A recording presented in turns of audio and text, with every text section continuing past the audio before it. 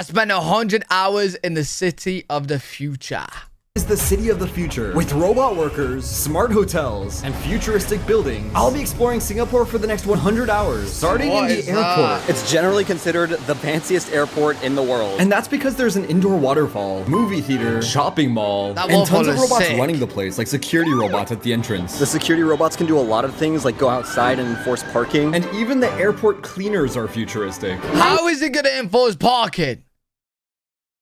Like, can't they just drive away from it? Nice to meet you. It's a robot mop that can also sing. Oh my gosh. You want me to sing to you? It's just inspired. Here, robots get can annoying real like quick. bottles of water, and there's still more. Hello. Even the airport Starbucks has robot workers. Oh, print tickets and take pics of cars. That's cool. They can serve tables and clean up dishes. And if you're sleepy when you land, there's even a hotel here inside the airport. For just under $200 a night, you get a tiny futuristic room and a TV. It reminds me of a capsule hotel. Wait. This room looks tiny, bro. Bro, it looks cool. Where you meant to put your legs? It reminds me of a capsule hotel. And of course, if you get bored, the airport hotel. Oh, it's bigger than it looks. Bigger than it looks. Bigger than it looks. The airport hotel has robot workers too. These guys can bring you room service. Of course, there's way more to this city than robots, but some people have said Singapore can be boring and overrated. So for the next 100 hours, I'm exploring the city of the future to see what makes Singapore so advanced. You know what? I've actually never seen anything on Singapore. Is Singapore, like really futuristic? I've actually never seen it before. To see what makes Singapore so advanced. We'll be going all around the country to check out technology and the local culture. But we'll start with their world-class shopping. Singapore is known for having some of the most modern, luxurious malls in the world. Like this massive shopping mall that cost over $1 billion to build. And this mall below one of the world's coolest looking hotels that cost over $5 billion to construct. Inside there's an indoor river where you can ride a boat to go shopping. Here there are literally vending machines. Ride a boat to go shopping? What? I've seen it all. I've seen it all. I've seen it all. There are literally vending machines that drive around the halls you can buy stuff from. A vending machine that sells gold, and a vending machine selling Prime. Wait, what do you mean a vending machine that sells gold? What? And a vending machine selling Prime and Mr. Beast Feastables. For an insane amount of money. Chocolate bars are 15 and Prime costs 30. And outside is even crazier. There are some stores that have an entire island. Like an Apple Store island. Why does it need an island?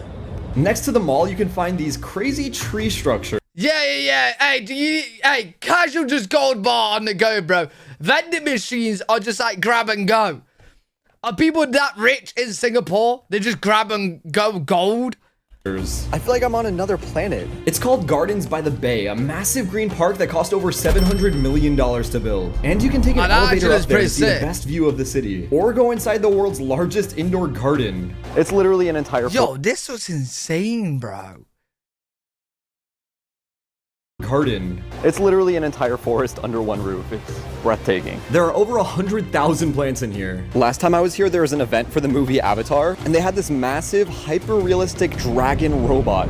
I couldn't believe it was real. Singapore loves to build greenscrapers, skyscrapers that are covered in nature. And of course I'm staying in one. Yo, know what this reminds me of? You know when you see like the apocalypse movies and like the buildings are like getting covered up in nature and stuff? Bro, they do look cool though, I ain't gonna lie. They actually look cool. In one. This is my next hotel. There are even robot lawnmowers out front. This city is wild. So here's my room with a perfect view of the floating gardens. It's like they built a jungle on the side of the hotel. Yeah. And down here, there's a peaceful pool area. And if you look up, I mean, Yo, the view doesn't even seem real. The next night, I stayed in another greenscraper. It literally looks like a space station. For over $200 a night, you get a nice room with an insane view. It's a long way down there. In Singapore, there's a law. When you construct a new building, you need a nice room with an insane view. It's a long way down there. That actually looks like a set of a movie, don't it? It genuinely looks like a set of a movie. In Singapore, there's a law. When you construct a new building, you need to replace all the trees in nature you take away. That's why you get these amazing rooftop gardens. Like, what is my background right now? Yo, are we in Inception? Are we in Inception? But there's still more downstairs. The gym has a view of the infinity pool. I got a run in and then went for a swim. That's pretty It's crazy. sick. If you look up, you can see your reflection while you're swimming in the pool. Oh, In the that's morning, I was able trippy. to find a robot breakfast chef. You just give him your favorite ingredients, drop off your plate, and watch him get to work making an omelet. Gotta say, he's pretty good with his spatula, but isn't the cleanest cook. And then you just have to wait and watch him work for a couple minutes while he does his magic. I mean, it looks pretty normal, and as for the taste, What did he do? Bro, he just mashed it all together and put it on the fucking plate. He didn't exactly make anything, did he? The fuck did he do? He just... then you just have to wait and watch him work for a couple minutes while he does his magic. I mean, it looks pretty I normal, and omelets. as I for don't know the what that's taste, meant to be. Yeah, it tastes like an omelet. sadly, I can't always eat with a robot chef, but thanks to Factor, I can still eat chef first. World's weirdest house. The video. Have you ever wanted to live in a theme park? Is that a big Earlier omelet? today, I learned that apparently the world's weirdest house is here in Singapore. I mean, look at this. So of course I had to go for myself, and it really is unlike any home I've ever seen before. The man who lives here has been collecting artifacts and objects he loves for decades. Welcome to my house as a collector. I think he's got a bit like, you know, a bit much. When you see something, if you don't buy it, whole night you cannot sleep. He's got monkeys, a life-size polar bear, Simon from the Chipmunks. And so much more. And so he doesn't mind respectful visitors. No problem. Hey, buddy, you're gonna have to get a bigger house soon, mate. You're gonna have to get a bigger house. 1, 2, 3. I mean, this is easily the coolest house I've ever seen. But I got a little hungry and found a space-themed sushi restaurant that uses mini robot trains. This is the coolest sushi restaurant I've ever seen. And every train seems to have a different personality. Once you order, just wait until one parks at your table and... Your food has arrived. Thank you. It's honestly so fun to just sit and watch the robots do their job. Even though there weren't human waiters here to talk to. Yo, wouldn't people be able to rob the food though?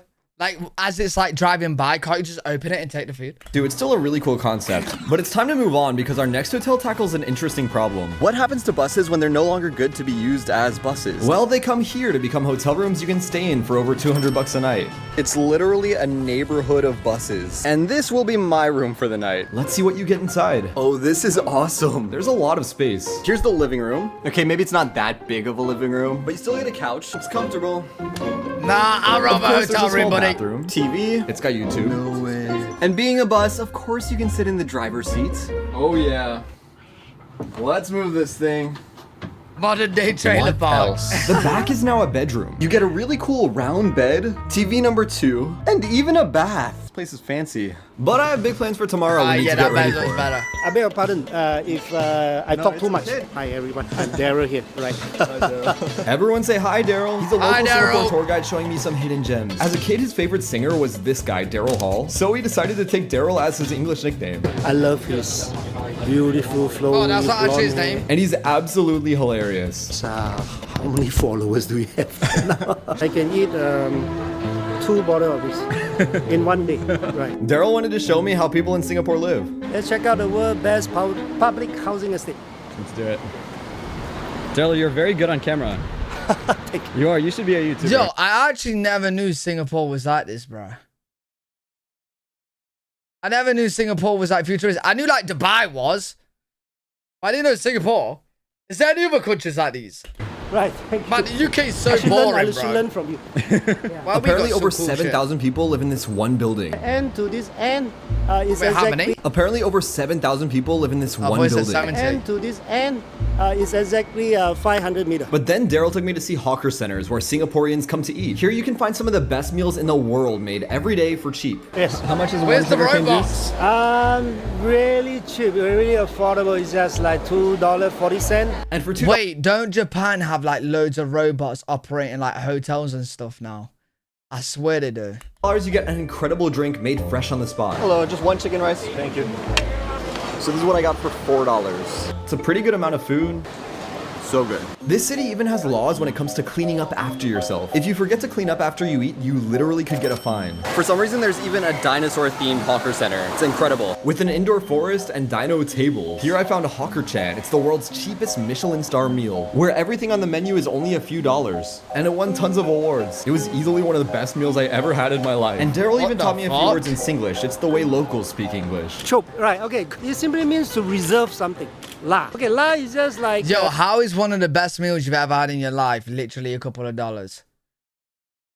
How? How? How was that a couple of dollars, bro?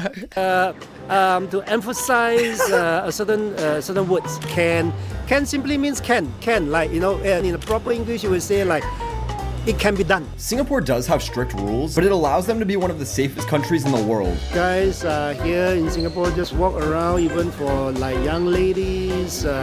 They can just walk totally safe in the middle of the street.